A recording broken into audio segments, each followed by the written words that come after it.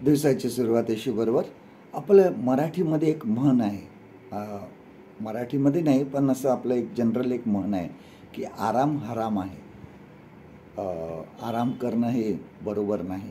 काही लोक फक्त काम करत असतात आणि त्यांना दुसरा काही विषय सुचत नसतो, फक्त कामामध्ये गुंतून राहायचं. आपण त्यांना वर्कहोलिक म्हणतो, म्हणजे एक नशा असते ती कामातच राहायचं.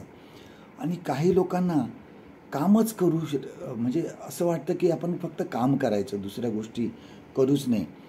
बऱ्याच वेळेस घरामध्ये समस्या असतात, घरामधले प्रॉब्लेम्स असतात, आपल्या जीवनामध्ये काही समस्या असतात, आमच्या मुलाबाळांच्या समस्या असतात, परंतु निराशा असते. परंतु ह्यापासून त्यांना दूर राहून फक्त कामामध्येच राहायला आवडतं किंवा त्या गोष्टीपासून ते दूर राहण्यासाठी फक्त काम करत राहतात.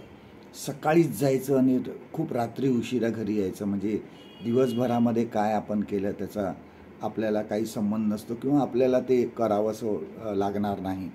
कधीकधी माणूस ह्यासाठी नशासुद्धा करतो, दारूचं सेवन करतो. त्याला असं वाटतं की ह्या समस्या ज्या आहेत ह्या आपल्यापासून दूर राहून निघून जातील आणि मग, परंतु असं होत नाही. सकाळी ती नशा उतरली की समस्या आपल्या समोरच उभ्या असतात. आणि ह्यासाठी की एक व्यक्ती असं म्हणायची की मी कामाच्या गराड्यामध्येच राहतो, मी कामच करत राहतो, पण त्यामुळे मी देवाच्या अधिक जवळ असतो. आता हे थोडंसं आपल्याला विसंगत वाटतं, परंतु तो पुढे असंही म्हणतो की मी दिवसाची सुरुवात देवाच्या वचनाने आणि प्रार्थनेने करतो.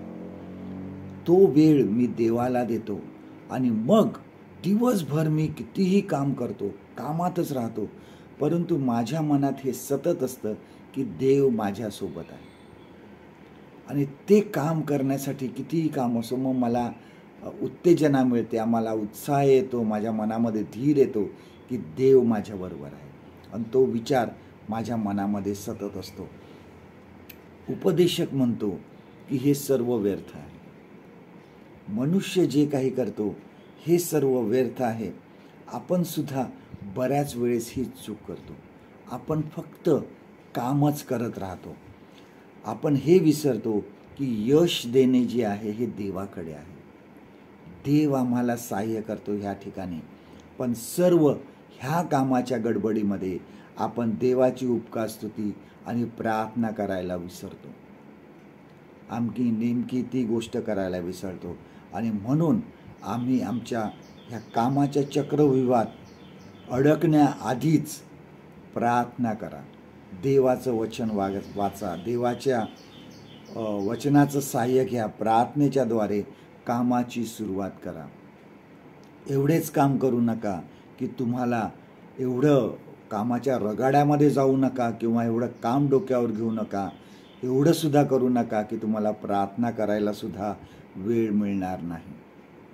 आजचं देवाचं वचन आपल्यासाठी हे आहे, उपदेशकाचं पुस्तक ह्याचा 2 अध्याय 24 वचन, एक्लेसियास्tes चॅप्टर 2 and verse 24.